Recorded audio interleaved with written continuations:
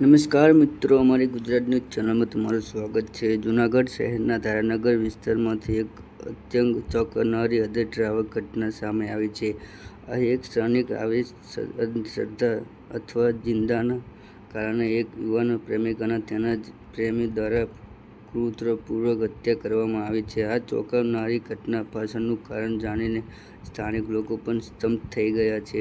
સોપારી ન ખાવાની માનતા હોવા છતાં સોપારી ખાવા જેવી નજીવી બાબતે થયેલા ઝઘડા લોહીલુહાણ સ્વરૂપ ધારણ કર્યું હતું। મળતી વિગતો મુજબ જૂનાગઢ ધારાનગરમાં રહેતી 20 વર્ષની યુવતી જ્યોતિ પરમાર તેના પ્રેમી ભોલા સોલંકી સાથે છેલ્લા 1 વર્ષથી લવલી એન્ડ રિલેશનશિપમાં સાથે રહેતી હતી। જ્યોતિ સોપારી ન ખાવાની કોઈ ધાર્મિક માનતા રાખતી હોવાનું કહેવાય છે। જોકે ગત 8 જૂનના રોજ જ્યોતિએ સોપારી ખાધી હોવાનું ભોલાના ધ્યાનમાં આવતા બંને વચ્ચે ઉગ્ર બોલાચાલી અને ઝઘડો શરૂ થયો હતો। આ વિવાદ એટલો વધી ગયો હતો કે ગુસ્સામાં અંત થયેલો ભોલો સોલંકીએ જ્યોતિ પર બોર્ડ પદાર્થ વડે ઉપરાંત છપરી જીવલેણ હુમલો કરી દીધો હતો। તો મિત્રો, આજ માટે આટલું ને જો અમારી ચેનલ પર નવા હો તો શેર અને સબસ્ક્રાઈબ કરી દેજો। ધન્યવાદ।